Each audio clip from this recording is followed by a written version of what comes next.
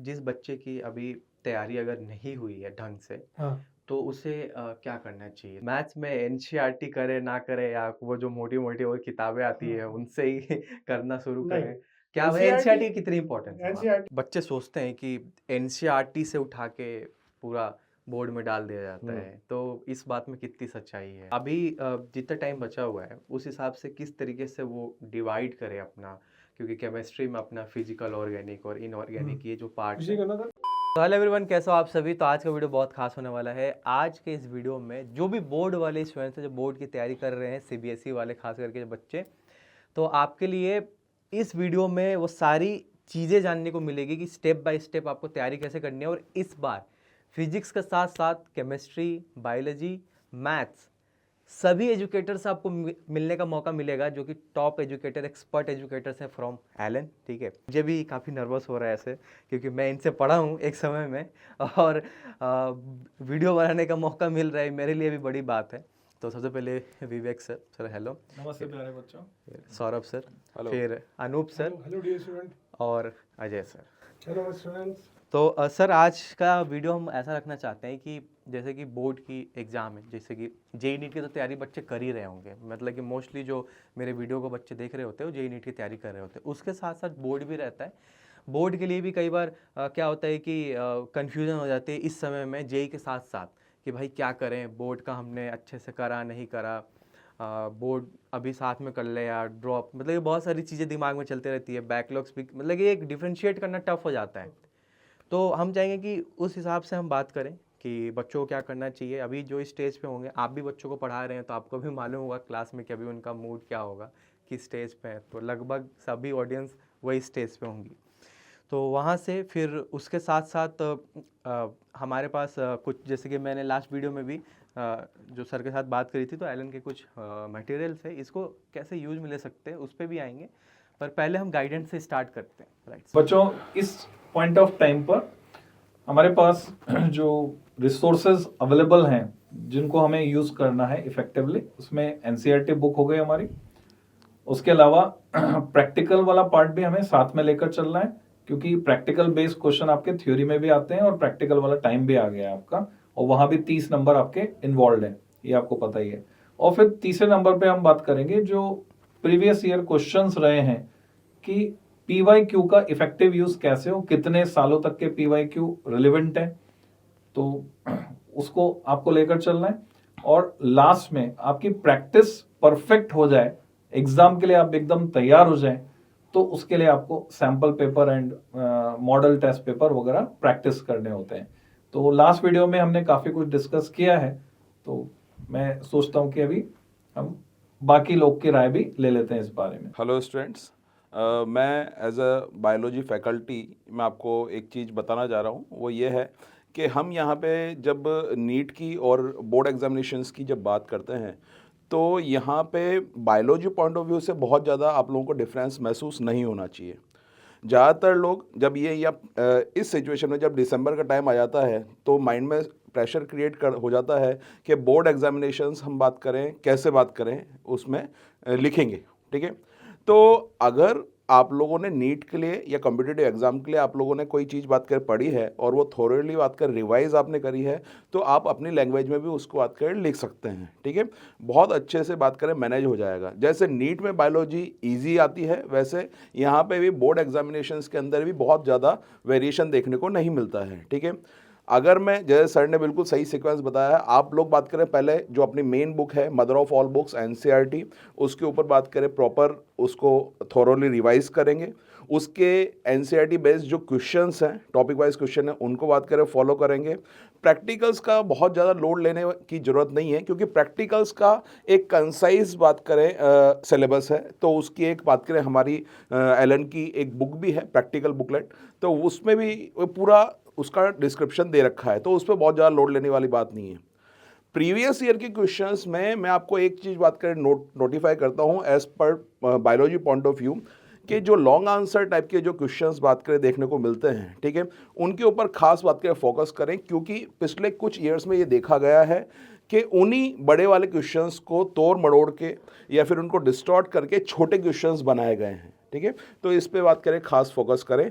और जैसे सर ने बोला कि अगर आप लोगों की तैयारी बिल्कुल फुल हो चुकी है, बिल्कुल अच्छी तरह हो चुकी है, तब जाके आप बात करें सैम्पल पेपर्स के ऊपर बात कर जाएं। और जैसा कि हमारी एलन की जो सैम्पल पेपर की बुक है, उन्हें बहुत अच्छी तरीके से पूरा जो सीबीएसई जो एक पैटर्न है उसके ऊपर हमने ये सैम्पल पेपर्स बनाए हैं जो आप लोगों के बहुत फ्रूटफुल साबित होंगे। एक क्वेश्चन मैं पूछना चाहूँगा, जैसे कि बायोलॉजी में खास करके ऐसा बच्चे सोचते हैं कि एनसीईआरटी से उठा के पूरा बोर्ड में डाल दिया जाता है, तो इस बात में कितनी सच्चाई है? सर बिल्कुल सच्चाई है, क्योंकि सिलेबस बात करें वहीं से निकलेगा, डायग्राम बेस्ड क्वेश्चन वहीं से निकलेंगे, टेबल्स वगैरह सब कुछ बात करें वहीं से निकलेगा, ठीक है। तो लेकिन उसमें क्या है, जैसा हम देखते हैं नीट के अंदर एमसीक्यूज आते हैं, ठीक है। तो जो यहाँ पे भी जो बोर्ड पैटर्न एग्जामिनेशन के अंदर एक सेक्शन है वो एमसीक्यूज का है, तो उसके अंदर सिमिलरिटी आपको नजर आएगी नीट और इसके अंदर, ठीक है। बाकी बहुत ज़्यादा चेंजेस आपको नजर नहीं आएंगे, ठीक है। लेकिन जैसा मैंने बोला, ये हमने बात करें कॉपीज के अंदर देखा भी है कि एनसीईआरटी की कोई लैंग्वेज है, अगर आप वो याद हो जाती है, जैसे बोलते हैं रट सकते हैं, तो बात कर रटिए।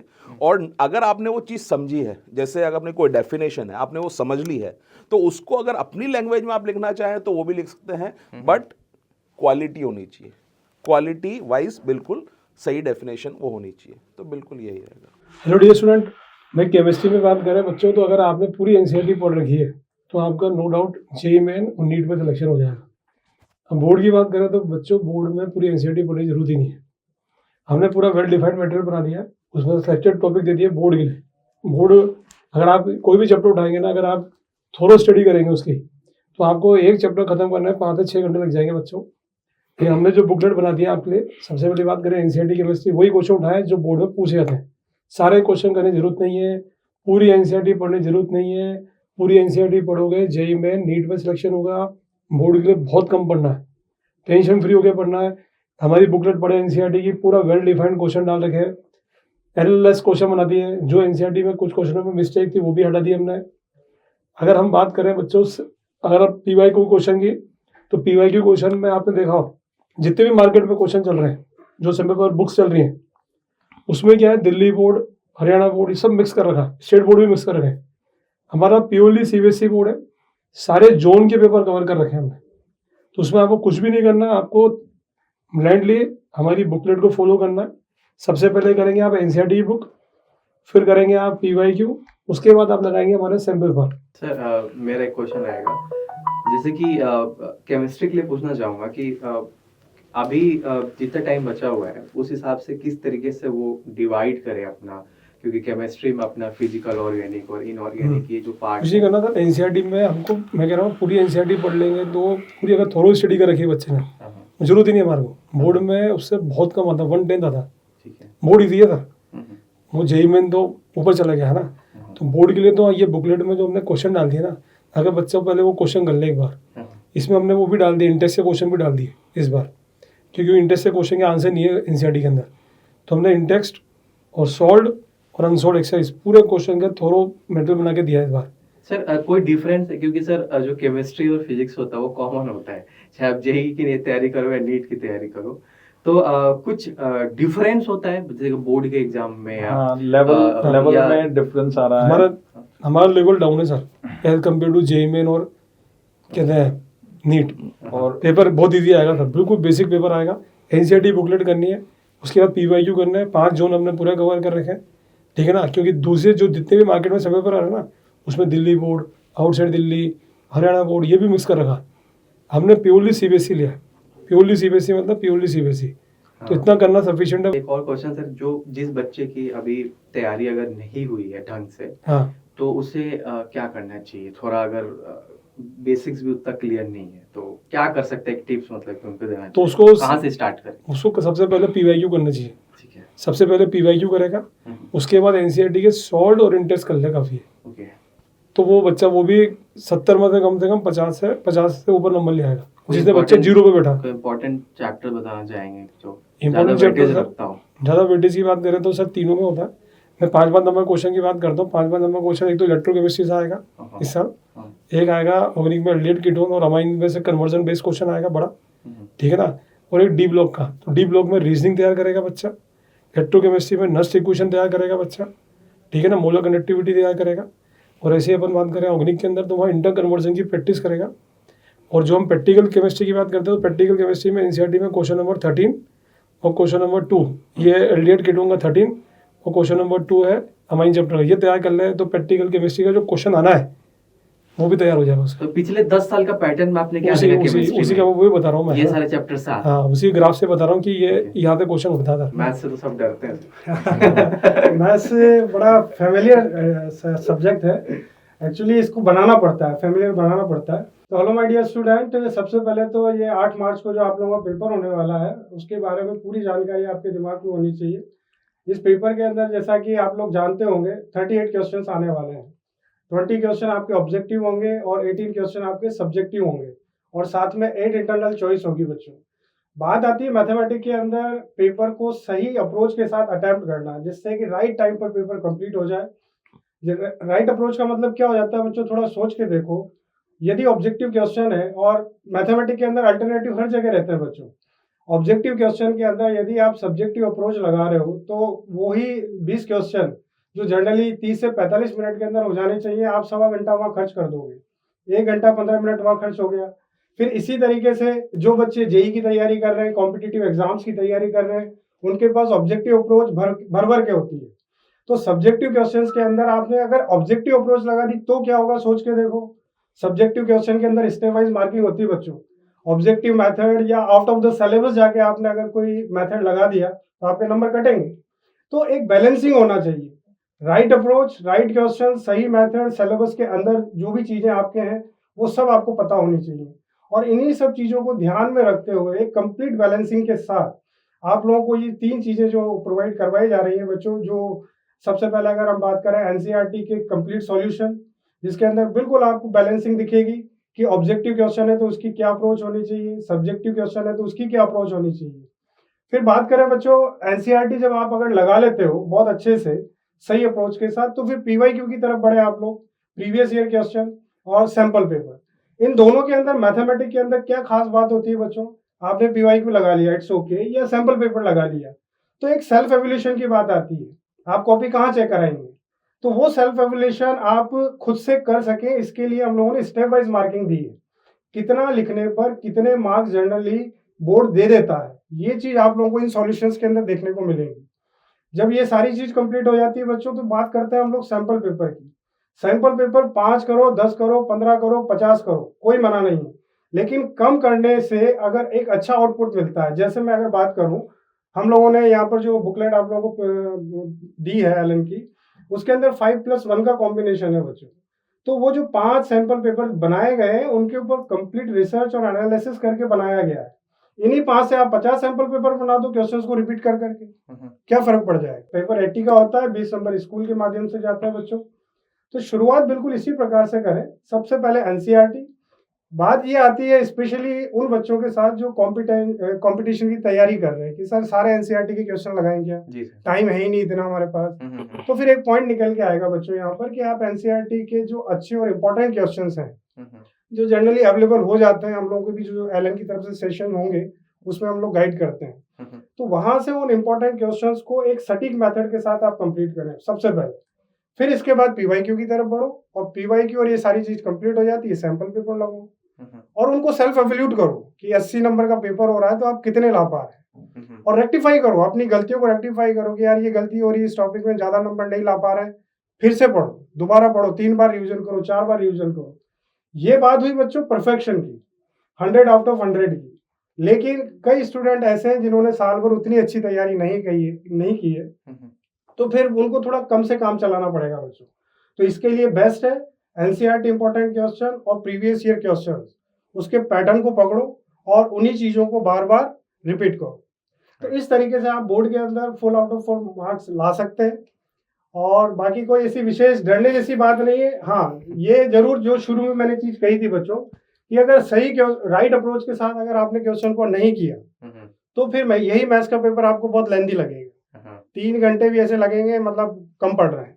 और एक राइट अप्रोच अगर रहती है तो यही पेपर आपका 2.25 घंटे के अंदर, 2.5 घंटे के अंदर कंप्लीट हो जाता है। तो एक सवाल है कि मैथ्स में एनसीईआरटी करे ना करे, या वो जो मोटी मोटी वो किताबें आती है उनसे ही करना शुरू नहीं, करें, क्या NCERT एनसीईआरटी कितनी इंपॉर्टेंट है? एनसीईआरटी डेफिनेटली इंपॉर्टेंट है। क्वेश्चन तो वहीं से आते हाँ, हैं। क्वेश्चन वहीं से आते हैं, और अगर एग्जैक्ट वही नहीं भी आ रहे हैं तो उसके आसपास रहेगा सर। मैथ्स के अंदर क्या है, लैंग्वेज वही है, हाँ। डाटा चेंज कर दो नया क्वेश्चन बन गया, हाँ, हाँ, है हाँ। ना। हाँ, कुछ चीजें जो बिल्कुल आप लोगों को नहीं देखने को मिलती है, वो मिलती है केस स्टडी के अंदर। एक सेक्शन ई वाला जो पार्ट है, वो अपने आप में एक तरीके की वर्ड प्रॉब्लम है, इंफॉर्मेशन बेस्ड क्वेश्चन है वो। उनको थोड़ा सा केयरफुली रीड कर लो, स्टेटमेंट को 2 बार रीड कर लिया, क्वेश्चन अपने आप लिंक होते हुए नजर आ जाते हैं सर। पहला क्वेश्चन दूसरे से, दूसरा तीसरे से, आपस में इंटरलिंक होते हैं। ठीक है। तो इजी गोइंग कर सकता है बच्चा, कोई खास बात नहीं। नेक्स्ट पार्ट में मैं जैसे कि सर ने बताया अभी इम्पोर्टेंट चैप्टर्स कौन से पिछले 10 साल के पैटर्न में, उसी तरीके से सर आप लोग से भी जानना चाहूंगा कि जो बीते 10 साल के पैटर्न जो आपने देखे हैं, उसमें कौन से चैप्टर ज्यादा वेटेज वाले आपको लगे? जो जैसे 5 नंबर के क्वेश्चन बनने का एक पैटर्न बना हुआ है कि 5 नंबर के क्वेश्चन सर्टेन यूनिट में से आएंगे, क्योंकि 2-2 यूनिट को कंबाइन किया हुआ है फिजिक्स में। तो 5 नंबर के क्वेश्चन आने की जो टेंडेंसी है कि पहली 2 यूनिट है इलेक्ट्रोस्टैटिक्स एंड करंट इलेक्ट्रिसिटी, इसमें से एक बनेगा। एक ray optics and wave optics मिलाकर है, उसमें से एक बनेगा। और तीसरा जो बनेगा वो EMI एंड AC का कॉम्बिनेशन है मैग्नेटिज्म के साथ, उसमें से एक बनेगा। तो 5 नंबर के क्वेश्चन प्रेडिक्टेबल हैं CBSE में। बाकी वो लगातार शफलिंग करते रहते हैं क्वेश्चंस की। तो जो अकॉर्डिंगली मटेरियल जो हमने तैयार किया है, वो सारी बात को ध्यान में रखते हुए तैयार किया है। फिजिक्स का पेपर पर्टिकुलर लेंदी होता है, और फिजिक्स का लेवल अभी तक जो आ रहा है वो अच्छे लेवल का पेपर आ रहा है, जेई के इक्विवेलेंट। यहाँ पे हमारे पास फिजिक्स और मैथ्स के टीचर बैठे हुए हैं। मैं कहना चाहूंगा कि मैथ किए बिना फिजिक्स कितना कर सकता है, कितनी इंपॉर्टेंस है, आप दोनों जानना चाहूंगा। मैथ्स का सर, मैक्सिमम एक पार्ट, दूसरे से लिंक हाँ है। डेफिनेटली हाँ। मैथ्स का जो मैक्सिमम पार्ट फिजिक्स के अंदर इतना मैं समझता हूँ, Calculus, न्यूमेरिकल्स हाँ। और जो डेरिवेशंस होते हैं वहां पर ही है। नहीं, जो अगर अब- मैथ्स को मास्टर कर ले हाँ। उसके लिए फिजिक्स इजी हो जाए। हाँ, इजी हो जाएगा डेफिनेटली, पर बहुत ज्यादा मैथमेटिक्स 12th की फिजिक्स में नहीं आता रिक्वायर्ड नहीं है। कैलकुलस बेसिक चाहिए, वेक्टर्स का बेसिक चाहिए, वेक्टर का बेसिक। उतने से काम हमारा चल जाता है। Yes sir. लास्ट 10 इयर्स में आपने क्या देखे सर? देखो, जो 10 इयर्स का तो मैं नहीं बोलूँगा, क्योंकि 10 इयर्स में वेरिएशन काफ़ी आया है। और हम 10 इयर्स के बोलते भी नहीं है कि आप लोग बहुत ज़्यादा फोकस करें। पिछले 5 इयर्स की अगर मैं बात करूं, तो उसमें जो सर ने जैसे बोला कि जो 5 मार्क्स के क्वेश्चंस आते हैं, जो बड़े क्वेश्चंस आते हैं, तो वो उनके ऊपर ज़रूर आप बात करें, फोकस कर सकते हैं। जैसे बायो के अंदर अगर मैं बात करें तो ह्यूमन रिप्रोडक्शन वाला चैप्टर है, उसमें से डेफिनेटली मेंस्ट्रुअल साइकिल के ऊपर बात करें, क्वेश्चन बात करें, बहुत रिपीट हुआ है। ऐसे ही जैसे नीट के लिए इम्पॉर्टेंट टॉपिक होता है जेनेटिक्स, वैसे ही यहाँ पे भी बोर्ड एग्जामिनेशन के अंदर जेनेटिक्स के अंदर मॉलिक्यूलर बेसिस ऑफ इनहेरिटेंस बिल्कुल अच्छी तरह से करना ही है आपको, बिल्कुल नहीं छोड़ना है। पूरा का पूरा चैप्टर इंपॉर्टेंट है, सारे के सारे बड़े क्वेश्चंस यहाँ पे देखे जाते हैं। और इकोलॉजी के अंदर भी बात करें, खास आपको ध्यान देना है। जैसे सर वगैरह ने सारी चीज़ें बताई हैं, उससे मैं आप लोगों को एक चीज़ बात कर ऐड करना चाहूँगा। जैसे अनूप सर ने बोला कि केमिस्ट्री में जो लेवल है, जो इसका नीट का और जेई का ऊपर है, और यहाँ पे बोर्ड एग्जामिनेशन में कम है। बायो के अंदर मैं थोड़ा सा बता दूं कि जिन्होंने नीट के एग्ज़ाम्स पहले भी दिए हैं या फिर पहले के पैटर्न देख के आए हैं, नीट के एग्ज़ाम्स की बात कर रहा हूँ मैं, तो वहाँ पे एनसीईआरटी बेस्ड ही क्वेश्चंस मेन आते हैं। अगर किसी ने बहुत अच्छी तरह से एनसीईआरटी करी है तो उसमें नीट में सिलेक्शन हो जाता है, ठीक है। तो यहाँ पे अपन जब बोर्ड एग्जामिनेशन की बात करते हैं, यहाँ पे थोड़ा सा मैं बोलूँगा नीट से अपन को ज़्यादा एफर्ट्स डालने पड़ेंगे, क्योंकि उन्हीं चीज़ों को अपन को लिखना है अब, ठीक है। राइटिंग में लिखना है, समझ लिया आपने। एक एमसीक्यू करते करते अपना ये थॉट बात करें चीज़ें चल जाती हैं।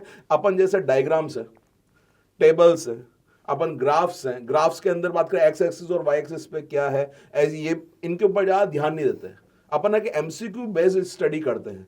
तो यहाँ पे उन चीज़ों को आपको बात करें इंप्लीमेंट करना है, डायग्राम्स को बना के देखना है, ग्राफ्स को बना के देखना है, टेबल्स के ऊपर ध्यान देना है, और तभी आप बात करें प्रॉपरली बोर्ड एग्जामिनेशन में बेस्ट मार्क्स सिक्योर कर पाएंगे।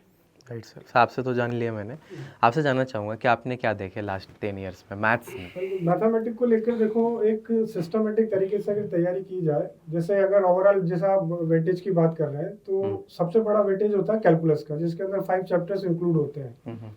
और ये अपने आप में मैथमेटिक्स का पूरा रीढ़ की हड्डी है, पूरी जान है। जिस स्टूडेंट ने इस वाले पार्ट को बहुत अच्छे से लगा लिया है तो मैथ्स में तो नो डाउट वो बहुत अच्छे मार्क्स लेके आएगा। लेकिन ये पार्ट इतनी आसानी से अच्छे से तैयार होता भी नहीं है।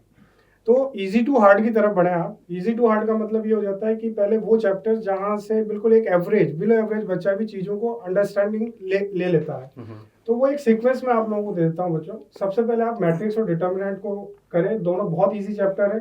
सिलेबस रिड्यूस हो जाने के बाद कोविड के बाद से ये दोनों चैप्टर बहुत इजी हो जाते हैं। बिल्कुल इसी प्रकार से फिर जंप करें आप लोग सीधा वेक्टर और 3D पर। बहुत कम है 3D वाला पार्ट, जिसमें पहले प्लेन हुआ करता था वो रिड्यूस हो गया है, इस वजह से यहाँ पर ज़्यादा वेरिएशन है नहीं। बहुत सिंपल स्ट्रेट लाइन के ऊपर क्वेश्चन पूछे जाते हैं। 4 चैप्टर में बता चुका हूँ बच्चों आपको, matrix, determinant, vector and 3D। इसके बाद फिर एक इजी चैप्टर आता है, बहुत इजी, मतलब ये क्वेश्चन मैक्सिमम बच्चे अटेम्प्ट करते हैं और आसानी से करते हैं, और वो है LPP, linear programming problem. Graphical based question होता है बच्चों, ग्राफ बनाना ऑलमोस्ट हर स्टूडेंट बहुत अच्छे से जानता है। जब LPP आपका कंप्लीट हो गया, ये वो चैप्टर है जो कैलकुलस के अलावा है। फिर इसके बाद आप कैलकुलस में एंट्री लें। कैलकुलस में एंट्री लेने पर सबसे पहला वाला जो पार्ट है वो MOD पकड़ो, मेथड ऑफ डिफरेंशिएशन। पक्का क्वेश्चन मिलेगा यहाँ से, क्योंकि कंटिन्यूटी डिफरेंशिएबिलिटी में बच्चा जाता है तो वहाँ लिमिट रिक्वायर्ड है। लिमिट अगर बच्चे का वीक है 11th के अंदर तो उस टॉपिक को नहीं पकड़ पाएगा। प्योरली MOD को पकड़ो, बहुत इजी क्वेश्चन आएगा MOD का, आसानी से कर पाओगे। MOD के बाद एक क्वेश्चन आप और लगाओ बच्चों, और वो है इंक्रीजिंग डिक्रीजिंग का। ठीक, क्योंकि जैसे आप मैक्सिमम मिनिमम पे जाओगे वहाँ वर्ड प्रॉब्लम आती है, उसको अटेम्प्ट करने में थोड़ी सी दिक्कत आती है केस स्टडी वगैरह में। फिर इंटीग्रेशन वाला पार्ट आता है सेकंड बुक। तो सेकंड बुक के अंदर ये वो चीजें बता रहा हूँ जो कम एफर्ट के अंदर आपको मैक्सिमम तक लेके जाएगी। इसके जस्ट बाद आप क्या करना, इंटीग्रेशन सबसे बड़ा चैप्टर है, आप लोगों को पता होगा, जिसके अंदर ओवरऑल 10 एक्सरसाइज और मिसलेनियस एक्सरसाइज अलग है, और यही अकेला चैप्टर है जिसके अंदर आप लोगों को जेईई में लेवल तक की क्वेश्चन का टच मिलता है। तो यहाँ सारी पकड़ कर पाना इंटीग्रेशन पर इतना आसान नहीं होता। तो फिर इजी क्या है बच्चों, मैं बताता हूँ आपको। यहाँ 2 एक्सरसाइज है। सबसे पहले 7.4 एंड 7.7, 9 फॉर्मूले, 2 मेथड, एक क्वेश्चन 100% मेरी तरफ से मैं बोल रहा हूँ, इससे ज्यादा और क्या दे। 2 एक्सरसाइज, 9 फॉर्मूले और 2 मेथड, पक्का एक क्वेश्चन हर साल पूछा जाता है, इतना करो। और इसके अलावा फिर डेफिनेट इंटीग्रेशन पकड़ लेना 7.10, और मिसलेनियस एक्सरसाइज के सारे क्वेश्चन लगा लो। ये इंटीग्रेशन हो गया। नहीं तो इसी इंटीग्रेशन को पूरा जब एग्जाम टाइम पीरियड में गैप में हम बात करते हैं ना, बच्चा 2 से 3 दिन तक लगाता रहता है, बहुत बड़ा चैप्टर हो जाता है। इंटीग्रेशन कर लो, फिर उसके बाद AOI का क्वेश्चन आएगा, बहुत इजी है, ग्राफिकल बेस्ड है। सिलेबस रिड्यूस होने के बाद केवल सिंपल करवाएगा। क्या क्या होंगे बच्चों, जैसे सर्कल, पैराबोला, एलिप्स, इनको ज्यादा से ज्यादा एक लाइन कट करेगी इंटरसेक्शन पॉइंट के ऊपर, बड़ी आसानी से निकाल कर एरिया फाइंड किया जा सकता है। बहुत इजी क्वेश्चन आने लगा है। और फिर उसके बाद बचता है आप लोगों के पास डिफरेंशियल इक्वेशन बच्चों। तो DE के अंदर 3 मेथड है होने को, तो एक है आपके पास वेरिएबल, एक है होमोजीनियस, और तीसरा है लीनियर। तो होमोजीनियस चूंकि एक ऐसा मेथड है जिसके आने की पॉसिबिलिटी ज्यादा होती है, क्योंकि ये मॉडरेट वे में है, ना ज्यादा इजी है ना ज्यादा टफ है, तो इसको ज्यादा पूछा जाता है। ये एक अकेला टॉपिक कर लो। तो ये जितनी भी चीजें बताई है, इजी टू हार्ड की तरफ बढ़ते जाओ। जैसा कि सभी सर लोगों ने कहा, अगर ये 3 चीजें NCERT, PYQ और सैंपल पेपर, ये तीनों चीजें अगर हम बहुत स्मूथली लगा पा रहे हैं तो फिर NCERT है, बिल्कुल परफेक्शन की तरफ बढ़ेंगे सर हम लोग। PYQ है। तो सर लास्ट में मतलब कि मैं आपसे भी से जानना चाहूँगा कि जो अपने पास ये है NCERT और PYQ, हाँ, मतलब कि अभी बच्चा इसको कैसे लगाए, और कितनी पतली पतली बुकलेट्स हैं। तो वे मतलब कितने टाइम लगेगा उन्हें कंप्लीट करने में ये सब? तो हार्डली आवर्स में बता सकते हैं स्टूडेंट टू स्टूडेंट सर, ये तो वेरी करेगा हालांकि, लेकिन फिर भी अगर एक बच्चा एवरेज बच्चा भी इस चीज को लेकर बैठता है, इन तीनों चीजों को अगर डेली, मेरा मानना है, जैसे एक पर्टिकुलर सब्जेक्ट मैथमेटिक्स की मैं बात कर लूँ, डेली अगर 3 आवर भी वो निकाल रहा है, तो इन सारी चीजों को करने के लिए उसको हार्डली 10 दिन चाहिए, 3 आवर पर डे। ओके, यानी 30 घंटे हो गए ना, तो फिजिक्स में 20 घंटे में काम होने वाला है। मतलब इन बुक्स से उनके अंदर थोड़ा एक कॉन्फिडेंस आ जाएगा कि हमारी जो तैयारी हुई है वो कितना हम सॉल्व कर पा रहे हैं, चीज़ों को कितना समझ पा रहे हैं। राइट, इम्पोर्टेंट यही हो जाता है सर, चीज़ें बहुत हैं। आज का टाइम जब नेट का है और जब मीडिया का है, तो सब कुछ बटन दबाते मिलता है, लेकिन बात ये आती है कि जो चीज़ मिल रही है वो कितनी सच्ची है, वो कितनी अच्छी है, वो इम्पोर्टेंट हो जाती है। और ये सच्ची और अच्छी चीज़ें तभी निकल के आती हैं जब मंथन होता है। तो हमारा जो अनुभव है और हमारे फैकल्टीज के द्वारा जो पूरा एफर्ट डला है, यहाँ पर वो चीज़ मिलने वाली है। मैं एक और चीज़ ऐड करना चाहूँगा कि इस टाइम पे जो लास्ट 2 महीने बचते हैं उस टाइम बच्चे कभी कभी इतना पैनिक हो जाते हैं कि उनका जो मेन टारगेट है उससे भटक जाता है। जैसे मान लो नीट की तैयारी कर रहा है, वो जेई मेंस की, एडवांस जो भी तैयारी है उसकी, तो वो उसका मेन गोल है कंपटीशन की तैयारी कर रहा है। जब बच्चे जब यहाँ पे पैनिक हो जाते हैं ना, तो फिर सारा का सारा फोकस वो बोर्ड एग्जाम्स पे शिफ्ट कर देते हैं। तो ऐसा भी आप लोगों को नहीं करना है, क्योंकि हमारे जो एक्सपीरियंस है वो यही है कि जो कम्पिटिटिव एग्जाम्स है उन्हीं के साइमल्टेनियसली आपको थोड़ा सा एफर्ट्स डाल के बोर्ड एग्जामिनेशंस आप लोग बहुत अच्छी तरह से क्लियर कर सकते हैं। राइट सर, बहुत अच्छी बात बोली आपने। राइट सर, तो ये रहा सारा पॉइंट्स कि अभी क्या करना चाहिए, आपको क्या फॉलो करना चाहिए। इंपॉर्टेंट चैप्टर्स भी कुछ है वो भी सर ने बताया, और एलन की तरफ से जो कुछ यहाँ पे एनसीईआरटी और प्रीवियस ईयर क्वेश्चंस के जो सॉल्यूशंस है, इसे भी आप यूज़ कर सकते हैं अपनी तैयारी को और थोड़ा अपग्रेड करने के लिए, देखने के लिए आप कहाँ स्टैंड करते हैं, कितना सॉल्व कर पा रहे हैं। Right sir, so thanks sir, thanks कि आप लोगों ने ज्वाइन किया, आपने टाइम निकाला अपने अपने बिजी स्केड्यूल से। Thanks for watching, do share.